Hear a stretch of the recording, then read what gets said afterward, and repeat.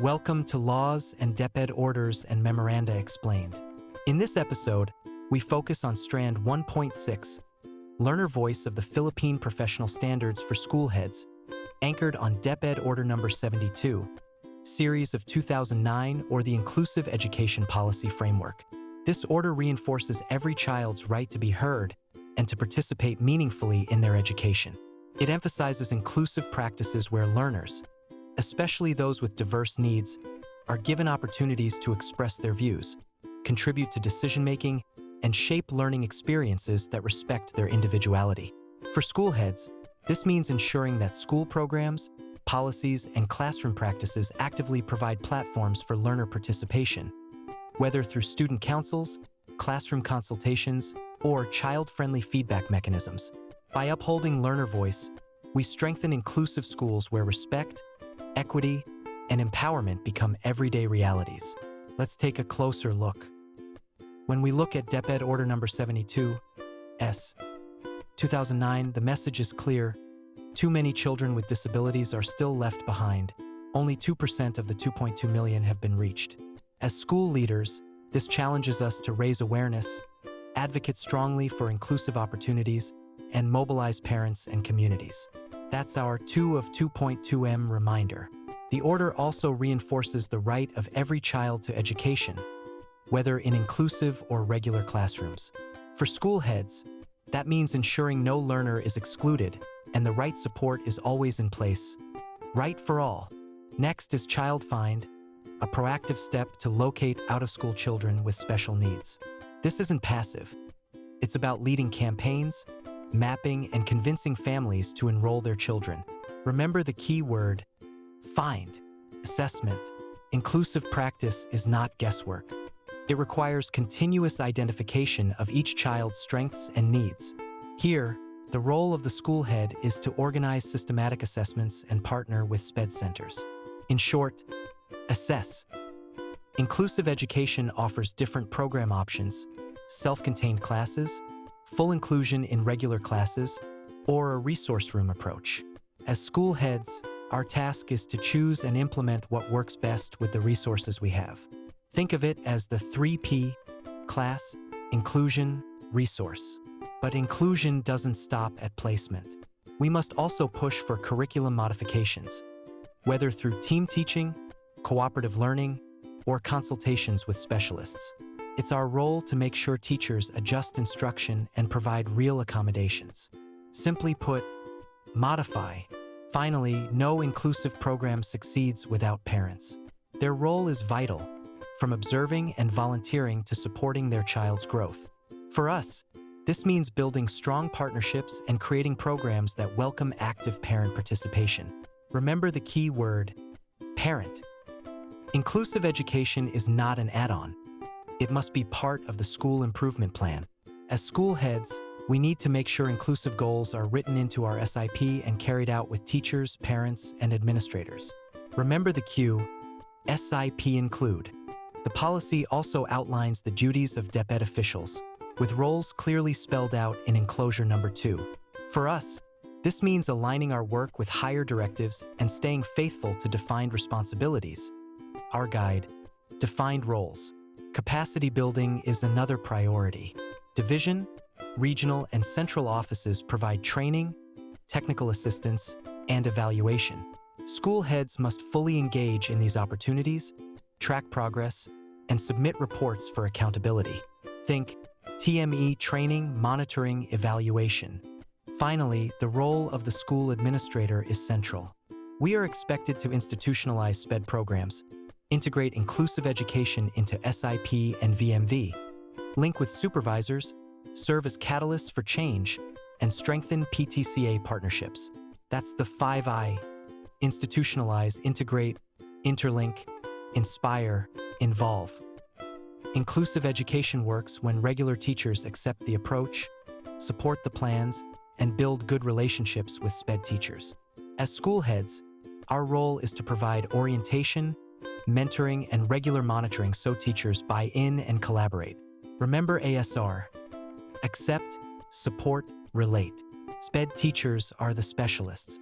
They guide their peers, act as consultants, and share expertise. Our task is to position them as resource persons and foster strong collaboration.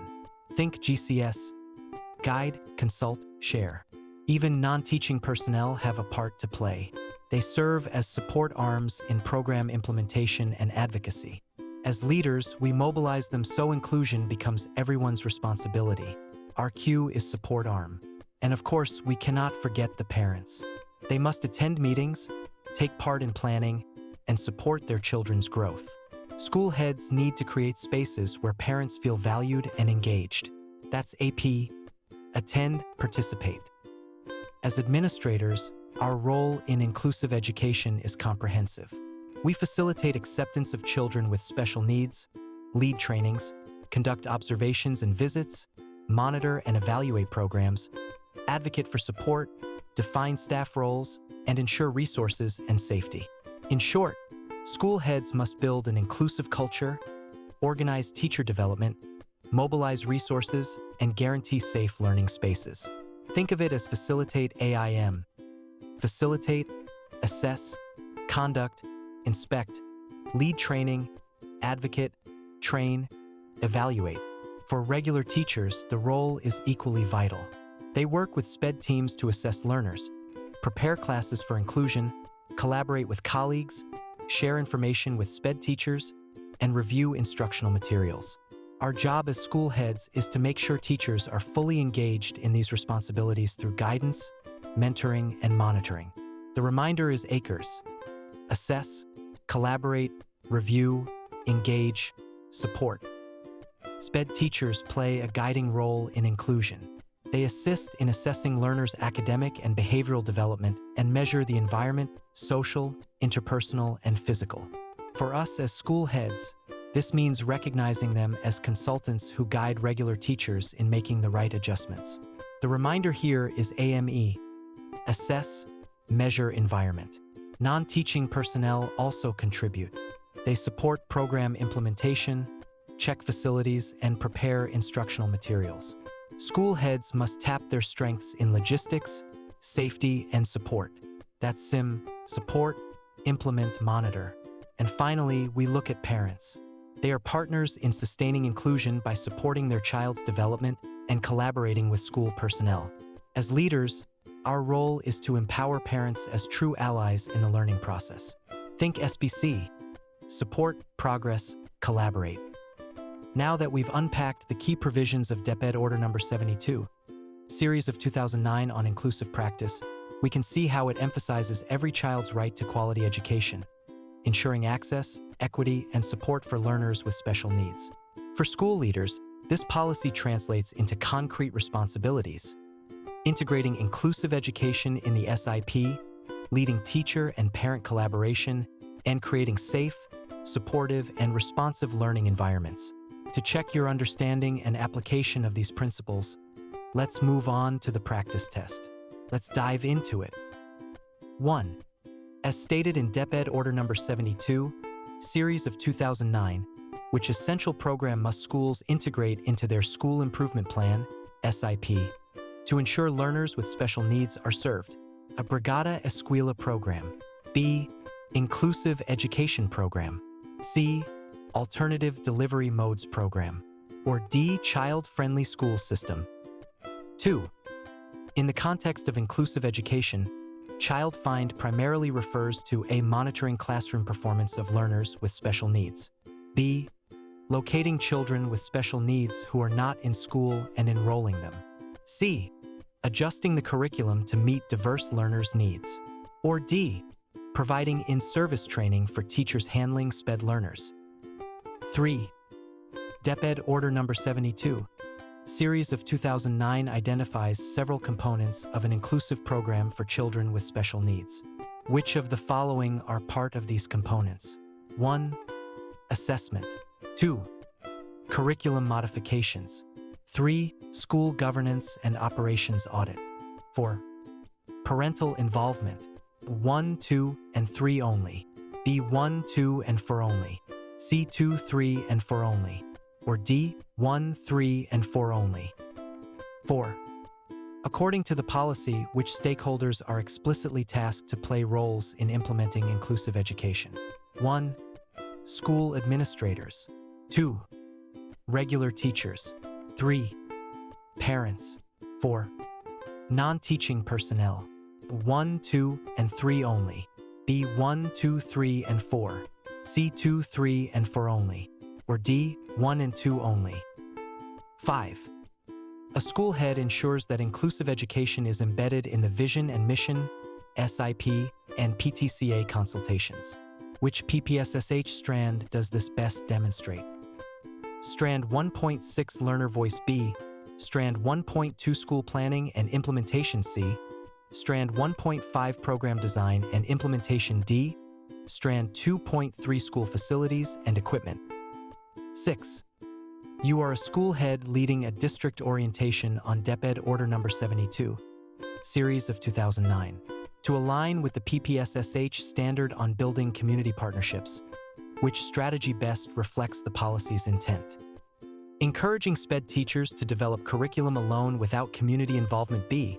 Building partnerships with parents and health workers to support child-find activities. C. Asking only the PDA officers to handle inclusive education activities. D. Limiting collaboration to teachers within the school to ensure consistency. 7. A typhoon damages classrooms in your school. Several learners with disabilities are displaced and cannot access regular classes. As school head, which decision best reflects inclusive practice under DepEd Order No. 72, Series of 2009? Temporarily exclude learners with disabilities until specialized facilities are repaired. B. Coordinate with SPED-trained teachers and LGUs to modify spaces for accessible, inclusive learning. C. Transfer learners with disabilities to another division with complete SPED centers. D. Allow parents to homeschool their children until facilities are restored. 8. During SIP review, teachers report difficulty in adjusting curriculum for inclusive practice. Which action reflects transformative leadership aligned with PPSSH? Direct teachers to copy lesson plans from other schools with SPED classes. B.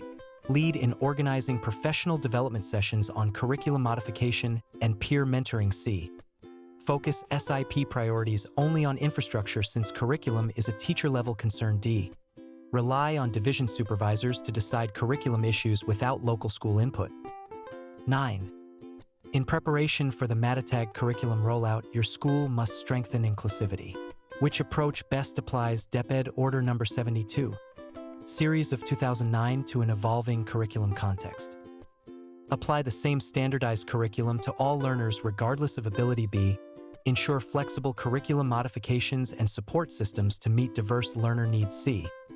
Focus inclusivity only on learners with physical disabilities, since cognitive differences are harder to address. D.